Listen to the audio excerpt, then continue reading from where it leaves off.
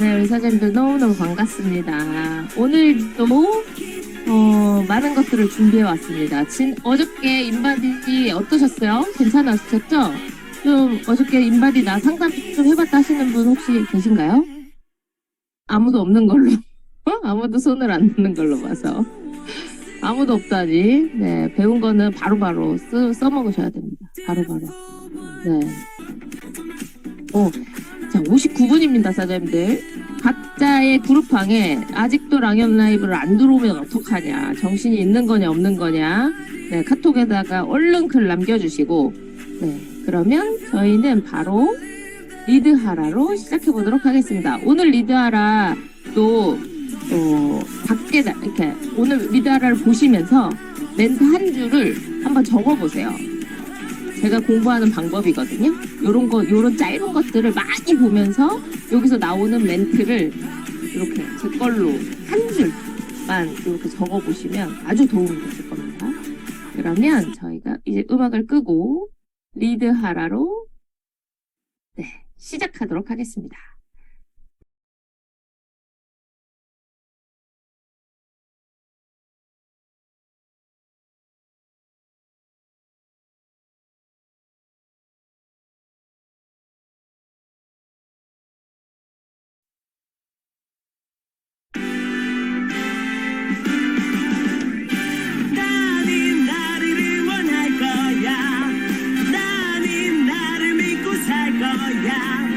함께 가자 평생 친구야.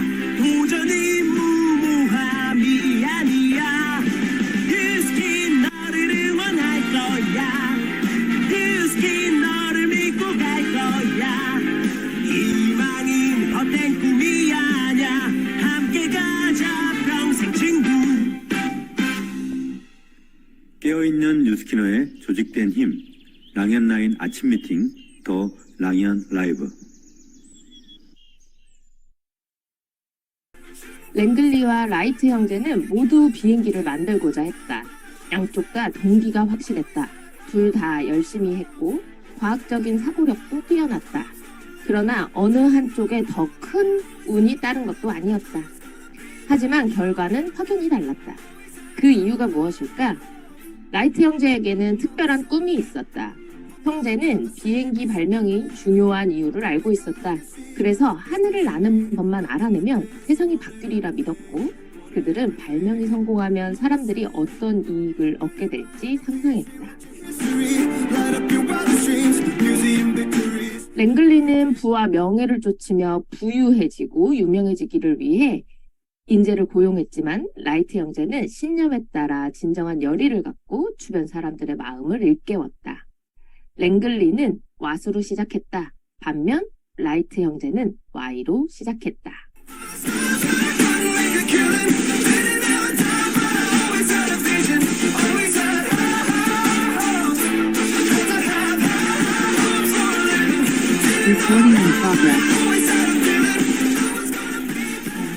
안녕하세요. 저 랑연 라이브 햄비 인사드립니다. 안녕하세요. 네. 어제는 매일매일 진화하고 계시는 최지은 사장님의 성장 스토리, 그리고 외유내강의 윤영순 그룹장님을 통해서 우리가 지금 당장 무엇을 해야 할지를 짚어보는 시간을 가졌습니다. 또 이혜미 파먹기 편에서 제가 제 이름으로 이혜미 파먹기라고 하는 게 더 이상해요. 네, 이혜미 파먹기 편에서 인바디를 배우셨는데요. 우리가 들고 다니는 인바디 다이얼로도 다이얼을 많이 쓰시잖아요. 다이얼 측정하실 때 핸드폰으로 연결을 하시면 더 많은 정보를 보실 수 있는 거 아시죠? 그것들로 티업하셔서 인바디 770으로 초대하시고 많은 방법들을 배우셨을 거라고 생각합니다. 도움이 되고 계신가요? 이번 한 주는요. 이혜미 파먹기라는 주제로 여러분과 함께 하고 있습니다. 오늘도 파먹을 거 많이 준비했거든요.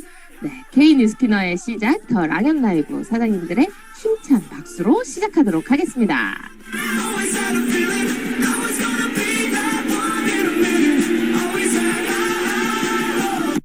네, 우선 첫 번째 코너를 시작해 봐야겠죠? 첫 번째 코너는요, 안녕하세요입니다. 내 스폰서 SBA는 내 손으로 보낸다고 다짐하신 파트너 사장님들의 특집으로 진행하고 있는데요. 오늘은 멀리 태백에서 오신 사장님이십니다. 랑아그룹의 한미연 사장님 나와주세요. 네, 안녕하세요. 꿈과 시스템이 있어 성과를 내는 행복한 리더그룹 희망랑아에서 사업하고 있는 한미연입니다. 제 스폰서님은 안수모 스폰서님이시고요. 이대 스폰서님은 조규철 이선혜 스폰서님, 그룹장님은 이계수 이경진 그룹장님이십니다. 반갑습니다. 네, 사장님 반갑습니다. 네. 네, 우리 사장님은 스폰서 사장님이 시어머니세요, 그죠? 네. 제가 사장님한테 이 질문을 드렸을 때 저 이런 질문 진짜 많이 받았어요 라고 하셨거든요. 며느리로서, 파트너로서 우리 시어머니, 우리 스폰서는 어떤 분이세요? 네, 저희 어머니를 아시는 분들은 잘 아실 텐데요. 딱 봐도 뉴스킨 잘 하실 것 같은 그런 분이세요. 굉장히 착하시고 굉장히 좋은 분이시고요. 굉장히 소녀 같으세요. 지금 70을 바라보는 나이에 또 항상 소녀 같으시고 그게 점점 더 소녀 같으신 것 같아요. 시아버지도 항상 철없다는 말을 자주 하실 정도로 굉장히 순수하시고 좋으신 분이세요. 그래서 많이 편하고 스폰서님으로서도 항상 꾸준한 열정 계속해서 보여주시는 그런 존경하는 스폰서님이십니다. 결과적으로는 이 사업하면서 시어머니랑 더 가까워지고 또 사이가 좋아지고 그런 것 같아요. 되게 지금 시어머니 여기 안 계신데 네, 안 아니 계시. 제가 한미연 사장님하고 인터뷰를 하면서 그 생각을 했어요. 혹시 내 스폰서가 우리 시어머니면은 어떨까 이런 생각을 해봤는데 제가 만약 우리 엄마면 뭐 우리 언니면 막 신경질도 내고 화도 내고 할 수 있을 것 같은데 시어머님은 화를 절대 못 낼 것 같아요. 그렇지 않으세요? 그래가지고 뭔가 시어머니라서 불편하신 점이 분명히 있으실 테지만 네 지금은 결과적으로는 많이 좋아졌다. 네 이렇게 아름답게 우선 결론을 내고 네. 여기까지만 얘기하려고 했는데. 네. 근데 한미연 사장님이 사장님 때부터 무슨 말씀 해주셨냐면 사실 나도 잘 참지만 뭔가 한번 터지기 시작하면 못 참는다.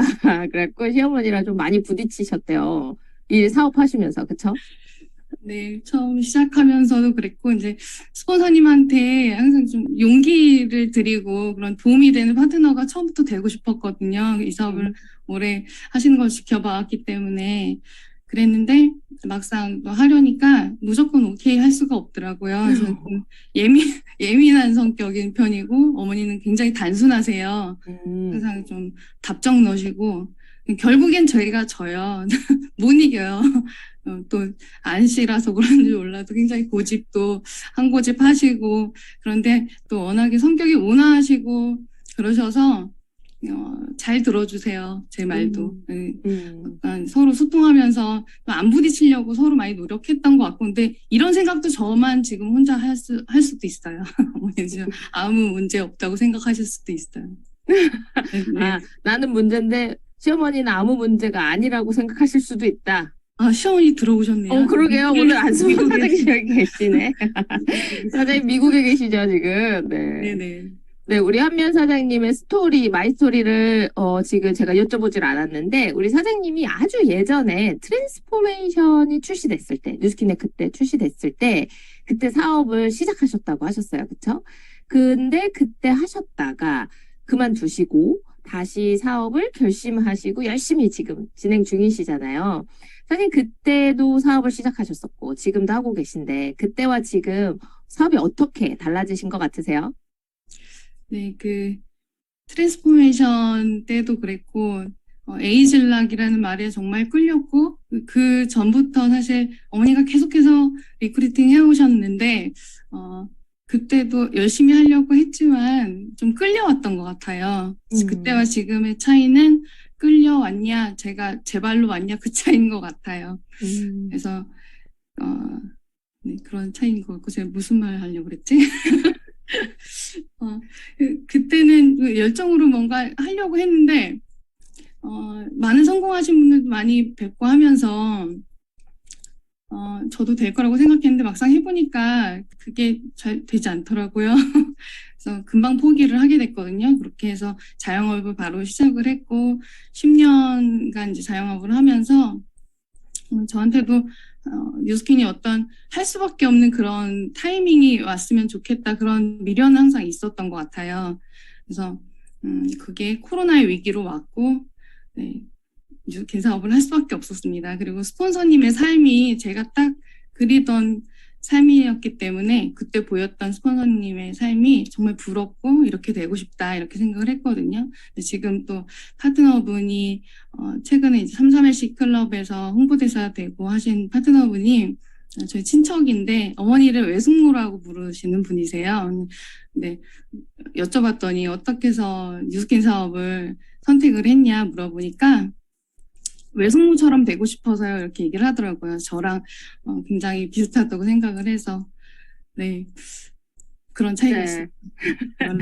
예전에 트랜스포메이션이 나왔을 때는 시어머니한테 이제 뭔가 난 사실 생각이 없는데 엄청 계속 사업 권유를 받으셨대요. 근데 시어머니니까 그러니까 거절도 못하고 가자는데 이제 계속 끌려다니면서 근데 에이즐락은 또 괜찮은 것 같고, 근데 내 일은 아닌 것 같고, 막 이렇게 와닿지 않으신 거죠.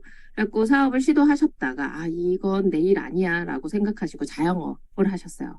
그래서 자영업도 굉장히 잘 되셨다고 해요. 실내 놀이터를 하셨는데, 아주 먹고 살 만큼 너무 잘 돼서 그렇게 잘 지내시다가 코로나가 되면서 현실 점검이 되시고 그렇게 뉴스킨을 다시 보게 되신 거죠. 근데 뭔가 코로나 위기에도 끄떡없는 우리 시어머니를 보니 그리고 10년 전에 나한테 사업을 권했던 시어머니와 10년 후의 시어머니가 너무 달랐던 거죠. 저렇게 살고 싶다라는 생각이 드셨고 우리 한미연 사장님에게 그런 타이밍이 왔다고 생각이 돼요. 그렇죠? 네. 우리 사장님 지금 사실 친정어머니가 많이 편찮으시다고 들었어요. 그쵸? 그래서 어머니 병간호로도 걱정이 많으시고 또 지금 한미연 사장님 계신 곳이 태백이에요. 태백. 저는 태백이라 그래서 강원도에서 안순모 사장님이 원주에 계시거든요. 그래갖고 되게 가까운 데인 줄 알았더니 원주에서 태백까지 또 2시간이 걸리더라고요. 그리고 태백에서 서울로 오는 데는 엄청나게 먼 거리인데 시스템에 엄청 열심히 참여하고 계시다고 합니다. 여러 가지로 사업을 진행하는 게 쉽지 않으실 것 같아요. 지금 상황이. 어떤 마음으로 지금 사업에 임하고 계세요? 네, 저희 엄마 최혁경사님은 9편에도 출연한 적이 있었고 제 파트너 1호셨거든요. 그래서 매일 같이 뉴스킨 사업 얘기하고 같이 꿈꾸고 엄마가 없는 뉴스킨 사업을 상상할 수가 없었는데 1월에 갑자기 뇌출혈로 쓰러지시고 그 현실을 그 시련을 제가 받아들일 수가 없던 그 기간이 꽤 길게 느껴졌어요. 그래서 이 삶에 대해서 좀 비관적으로 생각도 자꾸 하게 되고 뉴스킨 사업을 한 것에 대해서 조금은 후회도 하고 그랬던 적이 있었던 것 같아요. 근데 지금 생각해 보면 저에게 왔던 어떤 상황일 뿐이고 또 극복해야 되는 그런 과정이라고 생각을 하고 나니까 엄마가 잠깐 지금은 세미코마 상태시거든요. 재출혈로 또 쓰러지셔서 근데 그 잠깐 사이에 2주 동안 엄마를 간병하면서 엄마와 같이 있을 수 있는 시간이 있었어요. 그 시간이 지금은 뉴스킨이 준 선물이 아니었을까. 또 엄마가 그때 했던 말이 나 빼독하길 잘했나 봐 이 얘기를 했었거든요. 그래서 지금 할 수 있는 거 제가 최선을 다해서 지금 할 수 있는 거 하려고 하고 있고 팀과 그룹에 도움이 될 수 있는 그런 한면이 되려고 하고 있습니다. 네. 네. 아유. 참. 우리 엄마 얘기만 하면 왜 이렇게 뭉클한지 모르겠어요. 그쵸? 사실 한미연 사장님께서 저한테 무슨 얘기 해주셨냐면 뉴스킨 사업 시작하고 엄마랑 막 엄청 지지고 볶고 하다가 엄마가 갑자기 쓰러지셔가지고 엄마한테 뉴스킨 사업 괜히 권했나? 이런 막 생각을 하셨대요.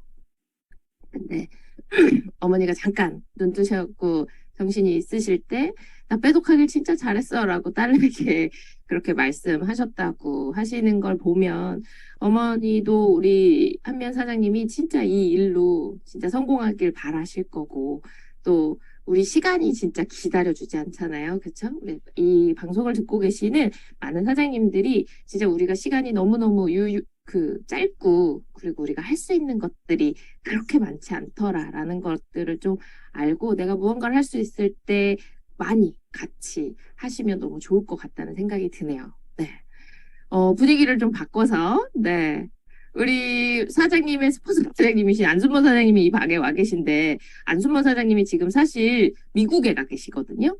미국에, 볼 일이 있으셔서 가셨는데, 미국에 가시기 전에 한면 사장님한테 이렇게 중요한 시기에 내가 미국을 가도 되는지 모르겠어 라고 하면서 엄청 걱정을 하고 가셨다는 거예요. 그래서 근데 한면 사장님이 걱정하지 마시라고 제가 다 알아서 할 테니까 걱정하지 마시라고 이렇게 하고 큰소리 치고 이제 시어머니를 미국으로 보내셨단 말이에요. 근데 우리 사장님들께 보여드릴 게 있습니다. 우리 이 안순모 사장님이 죄송해요, 어머니. 엄청 걱정하고 미국 가셨다고 하시잖아요. 제가 이 동영상을 보고 어찌나 귀여우신지 한번 보세요. 이게 걱정하고 미국 가신 분이 아닙니다.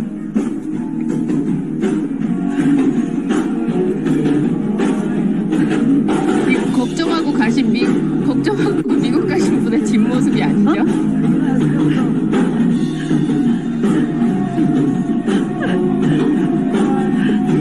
아이고 좋아, 아이고 좋아.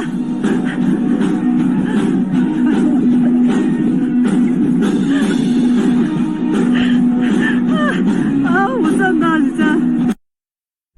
네, 우리 안순모 사장님께서 나이가 이제 70이 다 돼 가시고 올해 68세시라고 들었습니다. 너무 이 동영상을 보는데 이 동영상 자체가 우리한테 비전이구나 이런 생각이 드는 거예요. 어떻게 저렇게 청춘이실 수 있지? 비즈니스 이 마인드와 모든 게 너무 청춘이시잖아요. 네, 그래서 너무 귀여웠고 그리고 우리 안순모 사장님이 미국에서 지인들을 만나고 이런 표정을 짓고 사람들을 만나고 삶을 살고 계신 걸 보면서 이 달래 비전이 아니구나. 이렇게 살 수 있는 게, 이렇게 살 수 있게 만들어주는 게 뉴스킨이구나. 이런 생각이 들어서 우리 사장님들께 너무 보여드리고 싶었습니다. 네. 우리 사장님 요즘 그래서 엄청 재밌게, 그래도 열심히 사업을 하시려고, 시스템에도 엄청 열심히 참여하고 계시고, 그러시잖아요. 지금 가장 집중하고 있는 게 어떤 거세요? 네. 저는 너무 EVP가 되고 싶은데 생각보다 쉽지 않아서 개인적으로는 이제 탱커 하려고 하고 있고 또 건강이 좀 저도 많이 안 좋아져서 건강 관리하려고 하고 있고요. 또 팀에서는 여러 파트너 사장님들과 또 형제라인 사장님들하고 좀 작은 동아리 같아요. 지금은 굉장히 좋은 분들이 모여서 좀 이런 문화 계속해서 가다 보면 또 좋은 분들 많이 들어오고 영입되면서 우리 스폰서님께 멋진 팀을 만들어 드리지 않을까 네, 그런 마음으로 집중하고 있습니다. 네. 우리 사장님 지금 태백에서 선릉 이렇게 시스템까지 오시려면 진짜 어마어마하게 오래 걸리죠. 3시간씩 넘게 걸리잖아요, 사실. 네. 근데 그런 것도 마다하지 않고 진짜 열심히 잘 하고 계시는데 이제 약간 이제 사람도 많고 그러니까 약간 엄살을 부리시는 것 같아요. 네, 우리 사장님 진짜 열심히 하고 계시다는 거 저희가 너무 잘 알고 있습니다. 마지막으로 올해 남은 하반기 동안 개인적인 목표가 있으시다면 목표 선언해 주시고 우리 스폰서님과 함께 이뤄나가고 있는 목표도 있으시면 외쳐주시고 인사 나눌게요. 네, 저는 12월까지 6레그의 EVP가 꼭 되겠습니다. 그리고 저희 스폰서님의 든든한 2만 라인 파트너가 되도록 제가 책임지겠습니다.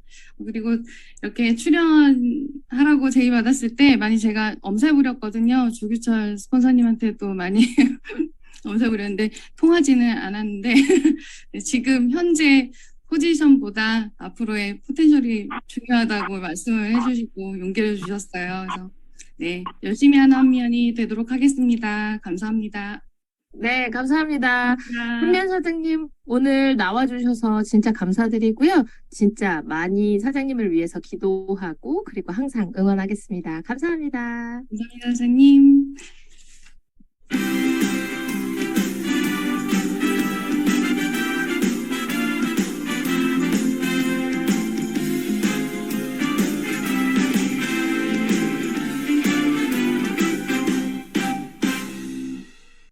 네, 이번 시간은요, 공지사항과 밤새 소식입니다.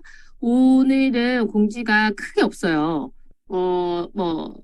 먼저, 1000번, 10,000번 제가 이번 주 일주일 내내 이야기할 거거든요. 지금 TR90 챌린지 중입니다. 리얼타임으로 진행하고 있고, 네, 지금 그 어떤 것보다 가장 우선순위여야 하고 가장 1번에 와 있어야 할 건 TR90 챌린지입니다. 우리 사장님들 머릿속에 어느 순간에도 그리고 나와 눈 마주치는 모두에게 빼독을 전달하시고 TR90를 전달하시는 걸 잊지 않으셨으면 좋겠습니다. 이번 주 수요일이죠. 네, 바로 내일입니다. 3.3 헬스클럽에서는 워킹쇼가 진행이 됩니다. 모두 티켓팅 하셨죠? 이 워킹쇼를 통해서 정말 많은 분들이 리크루팅 되기도 하고 또 그냥 행사를 보러 왔다가 빼독에 관심을 갖게 되는 분들이 많습니다. 그리고 무대에 서는 분들의 모습을 보면서 굉장히 많은 비전을 느끼시는 분들이 많으세요. 무조건 초대하시고 그 뜨거운 현장에 특히 우리 사장님들이 꼭 계셔야 합니다. 그리고 무대에 서시는 분들이라고 한다면 혹시 내 가족이 내 사업을 반대하고 있다면 이런 워킹쇼에 반드시 초대하십시오. 2년 반 만에 열리는 우리 랑연의 자랑인 워킹쇼에 정말 많은 분들과 함께 하시면 좋을 것 같아요. 네, 여러분은 지금 빼독을 잘하고 싶은 당신을 위한 EM이 파먹기 특집 더 랑연 라이브와 함께하고 계십니다. 네. 네, 이 일주일 내내 저 혼자 북치고 장구치고 합니다. 네, 이번 한 주는요, 우리 사장님들이 빼독을 어떻게 하면 더 잘할 수 있을까를 고민하다가 우리 사장님들이 저한테 제일 많이 하시는 말씀이 저 입하고 저 머리를 떼가고 싶다 이런 말씀 진짜 많이 하시거든요. 물론 이 자리에 저보다 더 잘하시는 분들이 많이 계시고 저보다 훨씬 더 전문가이신 분들도 많이 계시지만 그래도 뭔가 알려드리고 나눠드릴 수 있기 때문에 이번 한 주는 제가 그동안 해왔던 빼독 STP와 같은 많은 것들을 좀 준비를 해봤고요. 그런 한 주로 준비를 했습니다. 그래서 우리 사장님들이 오늘 배우신 것들을 바로 현장에서 쓰셔야 사장님들께 되거든요. 머리에 계속 채워놓기만 하시면요. 나중에 너무 많아져서 기억도 하나도 나지 않아요. 그래서 오늘 배운 건 반드시 오늘 써먹는다는 마음으로 같이 함께 하시면 좋을 것 같습니다. 본격적으로 이해미 파먹기 시작하겠습니다. 네, 먼저 오늘의 성의도 먼저 나눠볼게요. 네, 종이를 펼치고 빼독 STP를 하세요. 종이를 꺼내놓고 빼독 STP를 하세요가 오늘의 성의도입니다. 그 어떤 잘 만든 PPT, 사진, 자료 이런 거보다 강력한 것이요. 앞에 앉아있는 그 사람 앞에 종이를 꺼내놓고 설명을 하면서 직접 쓰는 거더라고요. 그래서 그렇게 알려드린 거거든요. PPT가 더 효과가 있었으면 아마 PPT를 나눠드렸을 거예요. 뭔가 직접 호흡하면서 직접 적는 그 시간이 굉장히 중요해요. 그래서 오늘의 성의도는 이렇게 정해봤습니다. 같이 호흡하는 것이라고 뭔가 강력한 임팩트를 줄 수 있는 건 같이 호흡하면서 종이에 쓰는 거라고 저는 확신하거든요. 오늘의 성의도는 종이를 꺼내서 빼독 STP를 하세요입니다. 네, 본격적으로 강의를 시작해 볼 건데요. 오늘의 주제는요. 대사질환입니다. 우리 사장님들께서 고혈압, 당뇨, 고지혈, 콜레스테롤, 만성염증 이런 되게 간단하면서도 우리가 뭔가 너무 흔하게 자주 만나는 질병들을 잘 모르시더라고요. 그래서 원리를 알면 해답이 보인다고 저는 생각하거든요. 그래서 오늘 대사질환에 대해서 좀 알아보는 시간을 가질 거고요. 바로 시작하도록 하겠습니다. 네, PPT 잘 보이시면 이렇게 한 번만 해주시겠어요? 네. 자, 먼저 대사질환의 차이를 아셔야 돼요. 우리 선생님들이 고지혈증이 뭔지, 고콜레스테롤 혈증이 뭔지, 고혈압이 뭔지, 당뇨가 뭔지를 잘 모르셔서 저도 고객들을 만나면 종이를 펴놓고 이렇게 혈관을 그리기 시작합니다.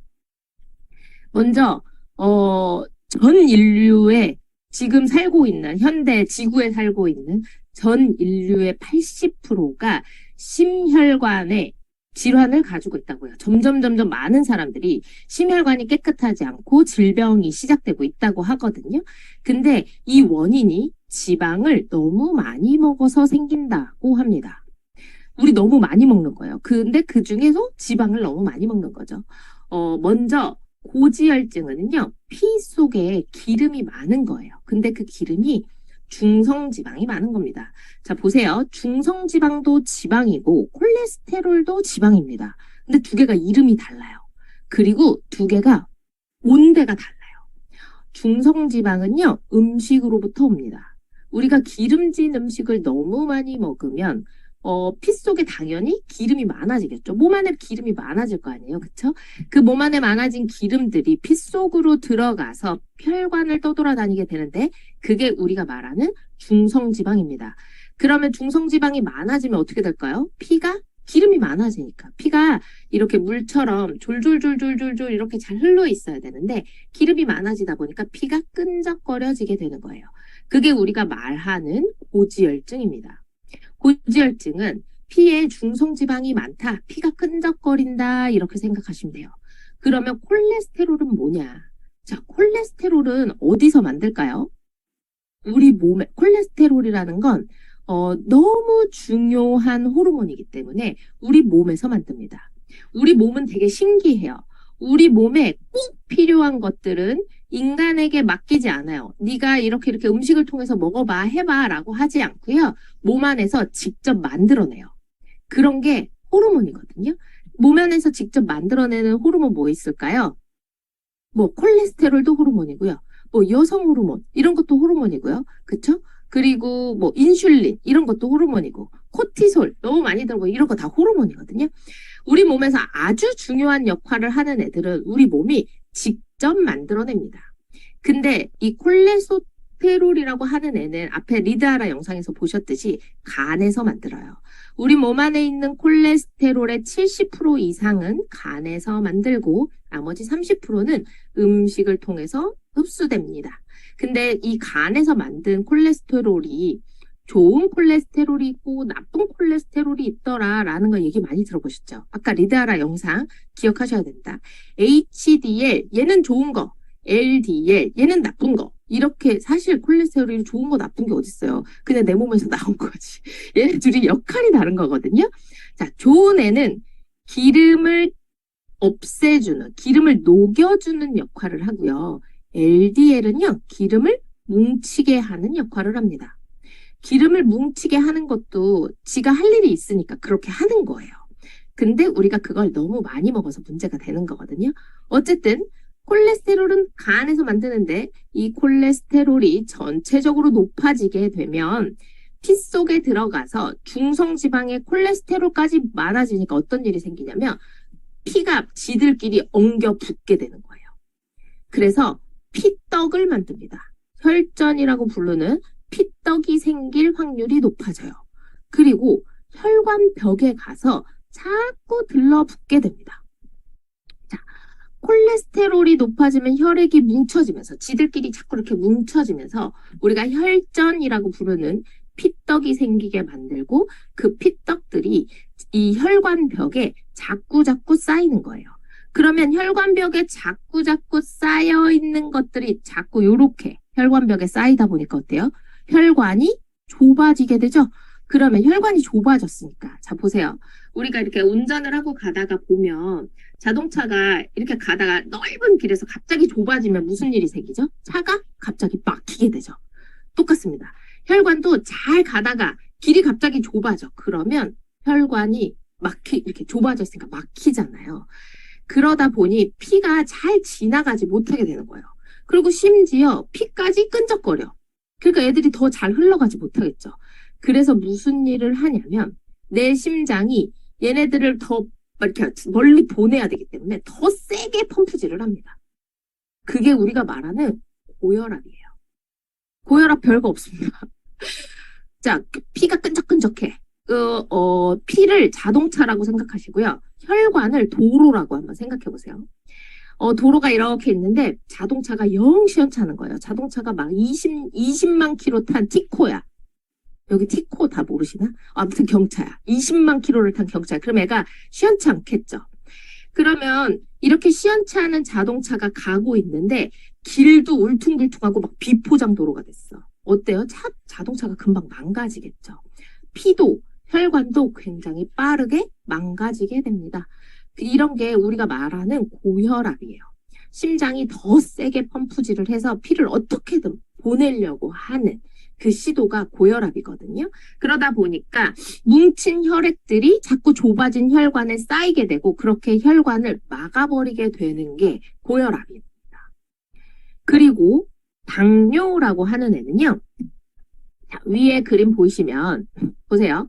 세포라고 하는 애는 여기 알스케어드를 공부하신 분들이 분명히 계실 거예요. 미토콘드리아라고 들어보셨을 거예요. 사람은 60조 개의 세포를 가지고 있고 30조 개의 세포를 가지고 있고 이 세포 안에 미토콘드리아라고 하는 배터리를 가지고 있습니다. 미토콘드리아라고 하는 배터리를 다 가지고 있어요. 근데 이 미토콘드리아라고 하는 애는요. 당이 필요합니다. 당을 연료로 일을 하는 애예요. 그래서 세포가 이 세포 안에 미토콘드리아 안에 당이 이렇게 쑥 들어가줘야 돼요. 당이 이렇게 안으로 쏙 들어가줘야 돼요. 그 당이 세포 안으로 들어갈 수 있도록 길을 터주는 애가 누구냐? 인슐린입니다. 지금 설명 저 엄청 잘하고 있거든요. 자, 세포의 길을 탁 열어주는 애, 이 열쇠를 탁 열어주는 역할을 하는 애가 인슐린이에요. 그러면 인슐린이 안으로 쏙 이 문을 탁 열어주면 당이 이 세포 안으로 쏙 들어가서 미토콘드리아가 막 일을 하면서 내 몸에서 에너지를 막 미친 듯이 내게 하는 거예요. 그래서 제가 지금 이렇게 말도 하는 거죠. 우리 이렇게 앉아서 수업도 듣는 거죠. 이게 가능한 거예요. 근데 당뇨이신 분들은 당뇨도 결국 기름을 너무 많이 먹어서 생기게 되는데 이 세포를 기름이 이렇게 동그랗게 싸버려요. 기름막을 치는 거예요. 그러니까 인슐린이 문을 열 수도 없고 당이 이 안으로 들어갈 수도 없는 거죠. 그러다 보니까 이 세포 안에 들어가야 될 당들이 안으로 들어가지 못하게 되니까 어때요? 피 속을 자꾸 떠돌아다니는 거예요. 그게 뭡니까? 혈당입니다. 혈당. 별거 없죠. 네, 그게 혈당이에요. 혈당이 뭔가 세포 안으로 들어가지 못하는 당들이 피 속을 떠돌아다니게 되고 이런 혈당이 높아지게 되면 사람은 치명적으로 문제가 생기게 되는데 우리는 이걸 당뇨병이라고 부릅니다. 별거 없죠? 네. 제가 지금 엄청 비유를 잘하고 있습니다. 그래서 그렇게 이해하시면 될 것 같아요. 그래서 고지혈증, 고혈압, 이런 것들이 별거 아니다. 그렇게 우리가 두려워해야 할 대상이 아니라는 것만 기억하시면 될 것 같아요. 아, 진짜 별거 아니구나. 아, 고지혈증은 피가 이렇게 많은 거고요. 피 속에 기름이 많은 거구나. 여기서 콜레스테롤이 많아지면 피가 뭉치는구나. 이렇게 피가 뭉쳐 있다가 혈관을 막으면 고혈압이 되는구나. 그리고 이런 것들이 피 속을 떠돌아다니게 되면 나한테 큰 문제를 만드는데 당뇨가 생기는구나. 이렇게 생각하시면 되겠죠. 우리가 너무 많은 대사질환자들을 만나는데 이런 분들을 만나실 때 잘 이렇게 설명이 안 되다 보니까 네. 그래서 이렇게 이해하시면 될 것 같고요. 먼저 당뇨를 좀 살펴볼게요. 화면 잘 보이시죠? 네. 먼저 당뇨를 좀 살펴볼 건데요. 당뇨는 이런 거예요. 우리 탄수화물이라고 하는 애는 우리가 이런 거, 떡, 밀가루 이런 거 먹죠. 이런 애들이 포도당이 많다 이런 얘기는 많이 들어보셨죠. 탄수화물이라고 하는 애를 먹으면 몸 안에서 얘네들이 포도당으로 바뀝니다. 우리 몸은요, 탄수화물은 흡수하지 못해요. 근데 포도당으로 바뀌어야 그걸 흡수하거든요. 아까 세포에서 보셨죠? 당으로 바뀌어야 세포 안으로 들어갈 수 있다라는 건데 이 포도당이라고 하는 애가 이꼴 에너지라고 생각하시면 됩니다. 미토콘드리아가 일할 수 있게 연료를 공급하게 되는 거니까요. 그래서 이런 이 포도당이 세포 안으로 들어가야 내가 일을 할 수 있게 만든다. 나한테 에너지를 준다라고 생각하시면 되는데 이때 가장 중요한 호르몬이 아까 말씀드렸던 인슐린입니다. 그래서 당뇨병은 이렇게 생각하시면 돼요. 1형 당뇨가 있고 2형 당뇨가 있는데 몸에서 인슐린이라고 하는 애가 아예 안 나오는 게 1형 당뇨입니다. 그래서 1형 당뇨는요, 주변에 거의 없어요. 그리고 소아당뇨이신 분들이 보통 1형 당뇨입니다. 그래서 이런 분들은 인슐린을 계속 주사로 맞으셔야 되는 거예요. 내가 먹을 음식에 당을 계산하셔서 인슐린이 몸에서 나오지 않기 때문에 그걸 주사로 맞으시는 게 1형 당뇨입니다. 2형 당뇨가 우리가 진짜 많이 만나는 당뇨라고 생각하시면 돼요. 인슐린이 기능을 못하는 거예요.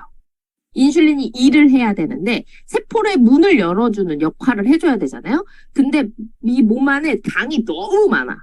애들이 너무 많아. 막 당이 미친 듯이 많아. 그래서 인슐린이 약간 맛이 갔다. 애들이 지 역할을 제대로 하지 못한다. 이게 우리가 말하는 2형 당뇨입니다. 이런 2형 당뇨들, 인슐린의 저항성이 높다라고 하는 건 아까 말씀드렸죠? 인슐린이 세포문을 탁 열어서 이 당을 안으로 쏙 넣어줘야 되는데 그 역할을 못하는 게 2형 당뇨고 그게 인슐린 저항성이 높다 이 뜻입니다.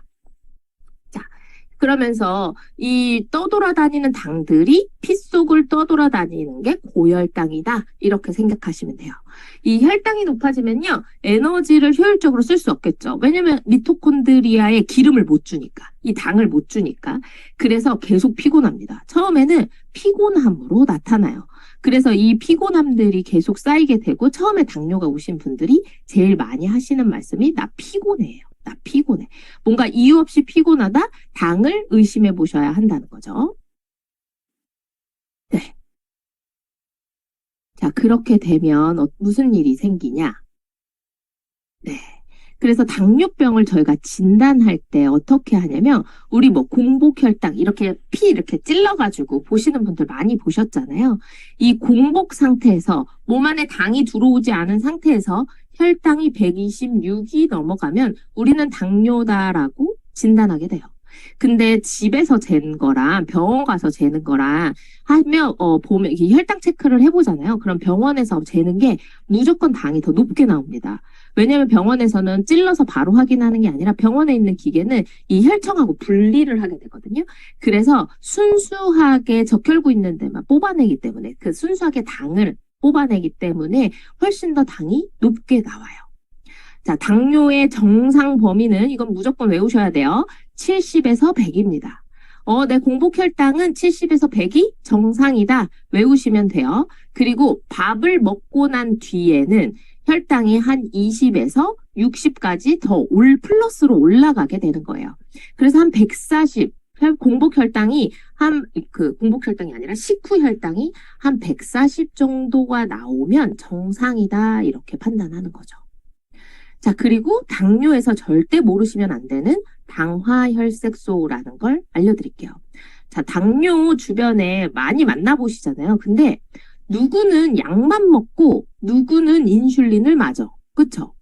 어떤 사람은 그냥 당뇨 약만 먹는데 어떤 사람은요 주사까지 맞아. 약 먹고 주사까지. 그 기준을 나누는 게 이 당화혈색소라고 하는 거거든요.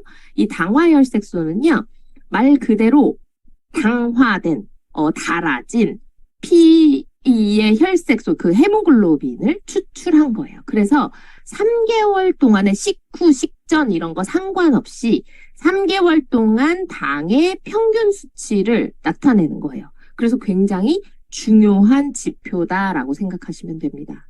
정상이 한 5.6% 정도가 정상이거든요. 근데 6.5부터 이제 우리가 당뇨로 진단하게 되고, 이 당화혈색소는요, 3개월 동안의 평균 수치를 보는 거기 때문에 당뇨가 있으신 분들은 보통 심하신 분들은 2달에 한 번 피검사를 통해서 검사를 하시고, 보통 당뇨이신 분들은 보통 3개월에 한 번씩 피검사를 통해서 이 당화혈색소 검사를 하시는데, 3번의 피검사에서 7.2, 7.0%가 3번 다 넘으면 의사가 인슐린을 주사로 처방합니다. 그래서 이 당화혈색소는 굉장히 중요한 수치예요. 그래서 양자를 하시거나 빼독을 권유하실 때 당뇨이신 분들을 만난다면 당화혈색소 수치가 얼마냐고 반드시 물어보셔야 돼요. 그래서 당화혈색소 수치가 많이 높으신 분들은 당뇨가 빨리 좋아지지 않습니다. 그래서 빼독 한 번만 하시면 당뇨약 끊을 수 있어요. 이런 말씀 하시면 안 된다는 거예요. 그리고 이 당뇨병의 전형적인 증상이 식후 혈당, 밥 먹고 난 뒤에, 왜냐면 밥이라는 걸 통해서 우리가 포도당이 몸 안에 미친 듯이 들어온 상태인 거잖아요. 그런 상태가 높아졌기 때문에 식후 혈당이 엄청나게 높은 건데 200까지 올라가게 됩니다. 그러면 사람은요, 고혈당이 오면서 고혈당이 와도 쇼크가 오거든요. 그리고 몸 안에 되게 많은 장기들이 빠르게 망가지기 시작해요. 우리 몸은 그렇게 당을 좋아하지 않습니다. 그리고 너무 많은 당들이 있기 때문에 이게 우리 몸에 치명적인 문제를 만들더라. 당뇨는 그런 것들을 예방하기 위해서 인슐린을 통해서 세포 안에 당을 넣는 게 중요한 포인트다라고 생각하시면 돼요. 이 당화혈색소를 한번 짚어볼 건데요. 혈색소, 색소죠. 피의 색소. 피가 무슨 색이에요? 빨간색이죠. 피는 빨간색 색소가 들어있다 이 뜻이거든요. 네. 그게 헤모글로빈입니다. 너무 많이 들어보셨죠? 헤모글로빈에 당이 들러붙는 거예요. 그렇게 당화혈색소를 체크하는 거고요. 혈당 조절의 지표가 됩니다. 그래서 이 당화혈색소가 계속해서 높아지면 만성으로 합병증이 생겨나고 당뇨를 앓고 계신 분들이 가장 무서워하는 게 합병증입니다. 합병증. 그래서 합병증이 생기지 않게 하는 게 굉장히 중요해요. 그래서 이 심혈관계 합병증이 너무 많이 생기고 당뇨가 있으신 분들은 말초에 있는 모세혈관들 있죠. 이렇게 얇은 혈관들은 되게 빠르게 망가지거든요. 그런 혈관들이 쉽게 망가지다 보니까 왜 발가락을 자르는 경우들도 많이 보시잖아요. 그래서 생기는 겁니다. 그리고 당화혈색소는 쉽게 변하지 않는다. 저희 엄마도 지금 당뇨 약을 드시고 계신데 저희 엄마가 병원 가기 한 이틀 전부터 되게 음식 조절을 하세요. 병원 가서 혈당 높게 나오면 안 되더라고. 근데 당화혈색소는 그런다고 변하지 않는다. 당화혈색소는 속일 수 없다. 의사들은 다 알고 있다. 그래서 내가 당뇨약을 줄이고 싶으시다면 최소한 3개월 정도는 관리를 잘 하셔야 된다라는 거죠. 이 당뇨를 통해서 생기는 합병증들이 진짜 무섭습니다. 눈이 먼저 망가지고요. 그리고 뇌경색, 동맥경화, 말초신경 변증, 이게 손가락 발가락 썩어서 자르는 거예요. 그다음에 신장이 망가지는 건 너무 많이 들어보셨죠? 성기능 장애. 성기능 장애는 모든 대사질환의 1번입니다. 특히 남자분들의 발기부전은요, 당뇨, 고혈압, 고지혈, 기타 등등 모든 만성질환, 모든 질병에 다 포함되어 있습니다. 그리고 자율신경병증, 이런 것들이 생기기 때문에 몸이 둔해지고, 뭔가 몸이 이렇게 빨리 에너지가 솟지 않게 되고, 그다음에 심장에도 문제가 생기게 되는 거죠. 당뇨는 요 정도만 알고 계시면 돼요. 제가 설명한 게 엄청 어려운 개념을 설명한 건 아니거든요. 아, 당뇨가 이런 거구나. 아, 인슐린이 정신을 못 차리고 헬렐레 하면 그게 당뇨병이구나. 아, 인슐린이 세포의 문을 열어주는 자물쇠 역할을 하는구나. 아, 이 자물쇠가 고장났어. 그러면 애들이 들어가야 되는데 못 들어가. 그쵸? 그래서 피 속을 떠돌아다니는 게 우리가 말하는 혈당이다. 근데 이 피 속에 떠돌아다니는 양이 많아지면 몸에 치명적인 문제를 만드는데 그게 우리가 말하는 당뇨병이다. 이렇게 정리해 볼 수 있겠죠. 지금 정리를 엄청 잘한 것 같은데. 네. 그 다음은 혈압입니다. 혈압. 자, 보세요. 이 펌프가 심장이에요. 이 펌프가 심장의 역할을 하고, 자, 그리고 이 펌프에서 막 펌프질을 해서 집 안으로 물을 넣어줘야 이 집에서 우리가 물을 쓰고 나머지 폐수를 다시 뭔가 하수 처리를 통해서 다시 펌프로 가서 펌프에서 또 막 돌려서 상수도로 보내서 우리 몸에 우리가 집에서 물을 쓰고 이렇게 돌아가는 거잖아요. 이게 우리 몸의 혈액순환입니다. 이 펌프가 심장의 역할을 하는 거고 이 각각의 집이 세포 역할을 하는 거예요. 그리고 이 상수도가 동맥이고요. 이 하수도가 정맥입니다. 우리가 혈압이라는 애가 왜 필요하냐면요. 심장이 왜 펌프질을 해야 되냐면 이 파이프는 스스로 펌프질을 못해요. 그래서 펌프가 빵 하고 물을 팍 내보내줘야 되는 거예요. 왜 내보내줘야 되냐면 심장은 아래에 있고 머리는 위에 있죠. 그래서 심장에서 펌프질을 세게 해야 중력을 거슬러서 피가 위로 쭉 솟구칠 수 있는 거거든요. 그래서 혈압이라는 게 필요한 겁니다. 근데 폐수를 처리할 때는 혈압이 별로 필요가 없어요. 그래서 혈압이라는 건 동맥에는 훨씬 더 높고 정맥은 혈압이 거의 없다라고 생각하시면 돼요. 자, 우리가 혈압이라고 말하는 애는 동맥에 관련된 겁니다. 자, 심장에서 깨끗한 피를 빵 하고 뿜어내면 이 피가 온몸의 혈관을 타고 돌아다니면서 세포 안에 들어있는 노폐물을 꺼내서 정맥으로 버리고 다시 깨끗한 피를 이 깨끗한 피와 영양분을 안에다 세포 안에다 넣어주고 이렇게 계속 교체하는 작업을 해주는 게 우리가 말하는 혈액순환이고 이걸 하려면 혈압이 필요하다는 거죠. 그래서 이 혈압이라고 하는 애는 이 심장에서 펌프질을 팍 했을 때 피가 쭉 나가잖아요. 이 피가 쭉 나갈 때 혈관 벽에 닿는 그 압력을 말하는 거예요. 고혈압이라고 하는 거는 이 동맥에 닿는 압력이 센 게 고혈압입니다. 너무 쉬워요. 그럼 고혈압이 왜 생기냐? 그냥 나이가 들면 생깁니다. 혈관이 늙어서 생기는 거예요. 혈관이 늙어서 자연스럽게 혈관이 늙게 되고 혈관이 딱딱해지면서 생기게 됩니다. 그리고 우리가 혈압이라고 부르는 애에 이완기, 수축기 이렇게 혈관도 이렇게 계속 펌프질을 하면서 피를 계속 내보내줘야 되거든요. 그래서 우리가 맥박 뛴다고 하잖아요. 혈관도 좁아졌다 넓어졌다 좁아졌다 넓어졌다 하면서 손끝 발끝으로 피를 막 보내는 거예요. 이 피를 막 보내는 데 있어서 이 혈관이 탁 좁아졌을 때는 120, 혈관이 넓어졌을 때는 80. 그래서 혈압의 정상 수치는 80에 120이다. 이렇게 생각하시면 돼요. 너무 쉽죠?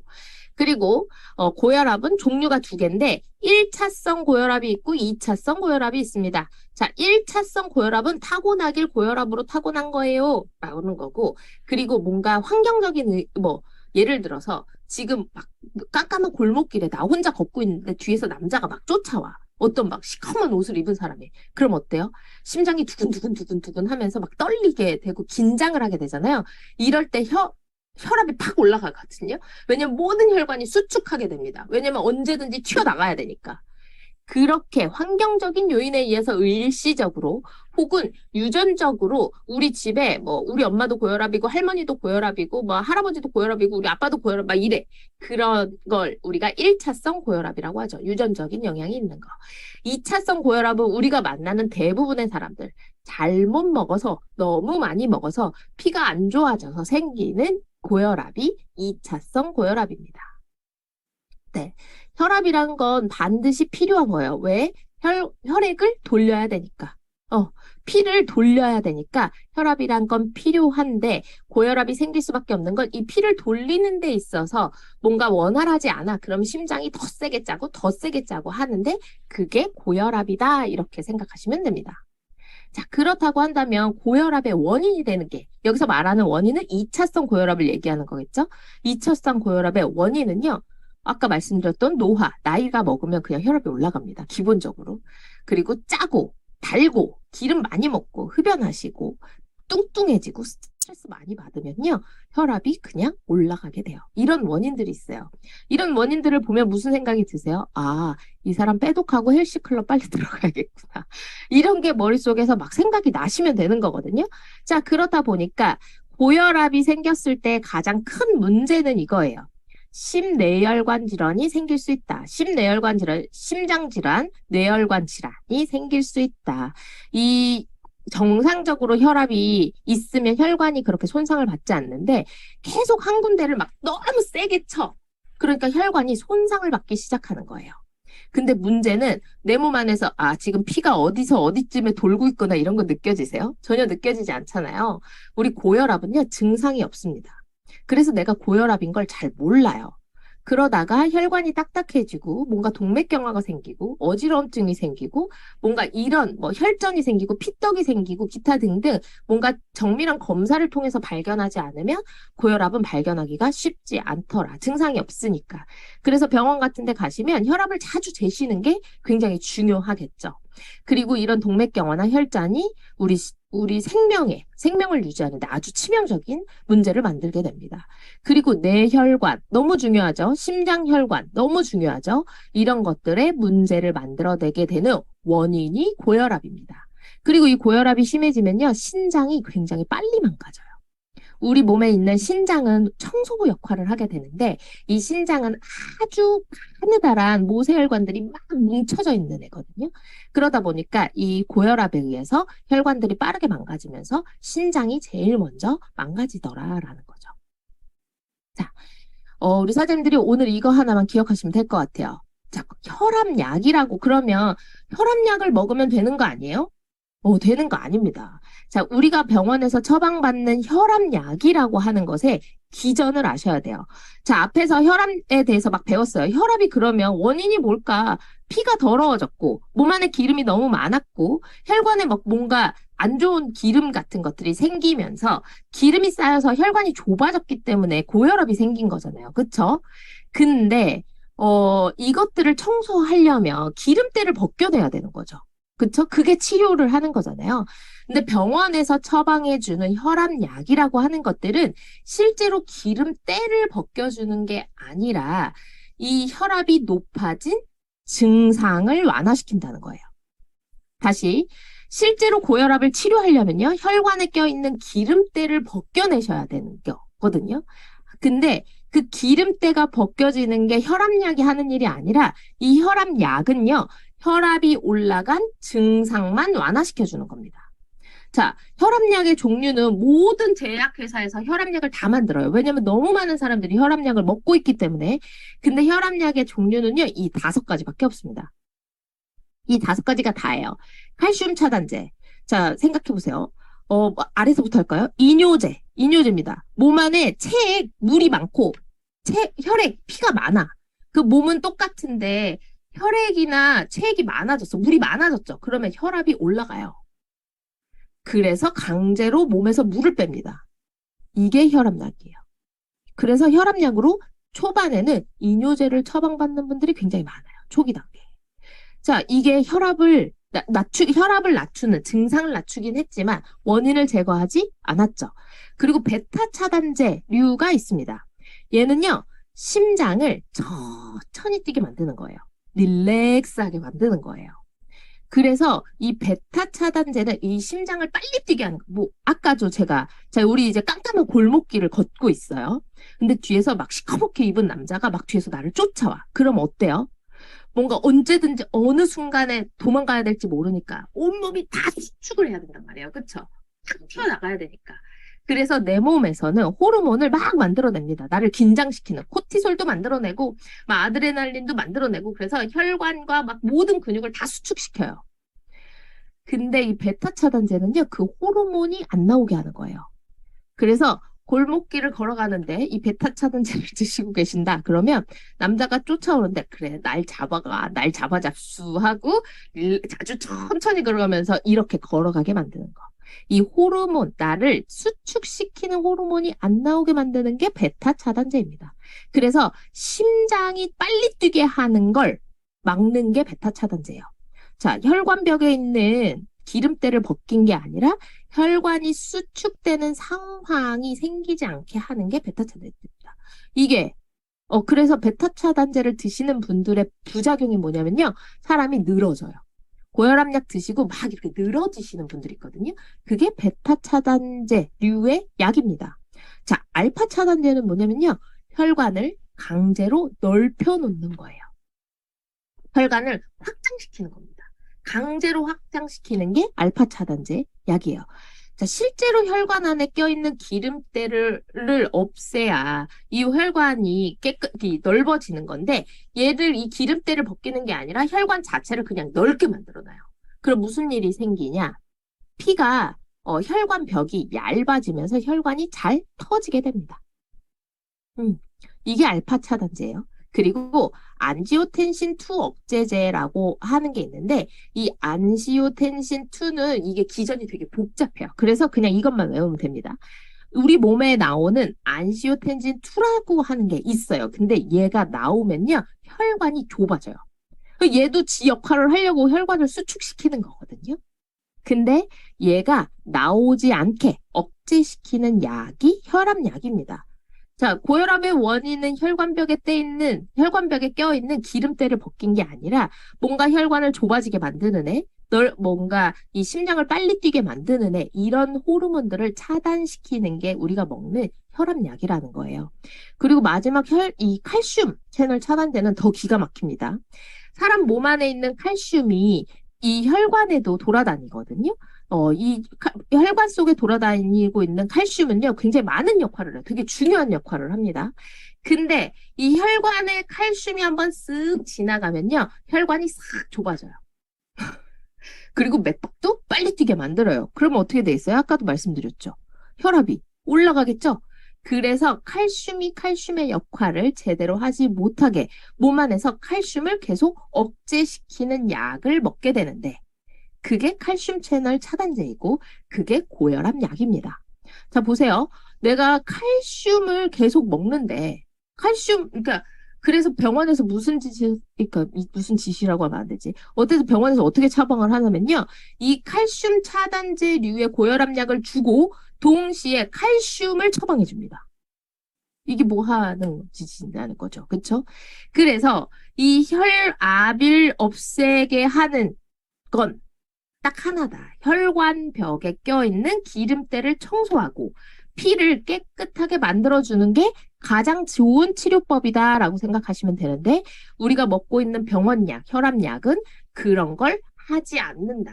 그냥 단순히 혈압만 낮춰주는 거다. 하지만 혈압을 낮추는 건 굉장히 중요합니다. 아까도 말씀드렸다시피 혈압이 높아지면 너무 치명적인 문제가 많이 생기기 때문에 그래서 이런 것들을 치료하는 게 굉장히 중요한데 결국 원인 치료는 혈관을 청소하는 것이 가장 좋은 치료법이다라고 하는 거죠. 이것만 기억하시면 돼요. 지금 시간이 없어서 오늘 만성질환은 못할 것 같고요. 모든 대사 질환의 가장 좋은 치료제는요, 식습관을 개선하는 거, 그리고 생활 습관을 개선하는 겁니다. 식습관을 개선하고 생활 습관을 개선하는 게 진짜 쉽지 않아요. 그쵸? 그래서 우리 TR90, 그리고 메타, 그리고 우리 림프 관리하는 게 우리 몸에 이미 떨어져 있는 기능을 빠르게 회복시켜줍니다. 그래서 이 식품에 도움을 받으셔야 되는 거예요. 그리고 노폐물을 빠르게 배출시켜주는데 아주 큰 역할을 하기 때문에 이 식품의 도움 플러스 식습관 개선, 생활습관 개선이 필요한 겁니다. 그러면 빼독하시면서 당연히 헬스클럽에 들어가서 이것들을 하셔야 빨리 좋아지시겠죠? 오늘의 결론은요, 이거예요. 빼독하십시오. 2번 하시면 됩니다. 한 번만 하지 마시고 2번 하시고 3번 하시기 바랍니다. 네. 오늘 대사 질환 강의는 이것으로 마치도록 하겠습니다. 감사합니다. 네. 네, 잘 들으셨어요? 자, 오늘의 성의도 기억하시죠? 네, 오늘의 성의도는 종이를 펼치고 빼독 STP를 하세요입니다. 종이를 펼치시고 빼독 STP를 하셔야지 강력하게 전달되고 그리고 그 옆에다 혈관 그림도 그리시고 당뇨가 있으셔? 그러면 당뇨 그림도 그려주시면서 이렇게 나의 대상자와 같이 호흡하는 게 굉장히 중요하다고 생각할 수 있어요. 그리고 현대인들은요. 그 누구도 대사질환으로부터 자유롭지 않습니다. 대사질환자이거나 대사질환의 경계에 있거나 대사질환에 곧 걸릴 사람이다 라고 생각하시고 종이를 펼치시고 혈관을 그리시기 바랍니다. 인간은 실패와 실수를 되풀이하며 성장한다. 실패도 괜찮다. 실수해도 괜찮다. 실패도 하고 반성도 하면서 그것을 교훈 삼아 새로운 행동을 도전하라. 그런 사람만이 설사 궁지에 몰리더라도 나중에 반드시 성공을 이룰 수 있다. 네, 10월 25일 더 랑연 라이브 저는 햄기였고요. 우리 랑연 가족 사장님들 오늘도 최고의 하루 보내시기 바랍니다. 안녕.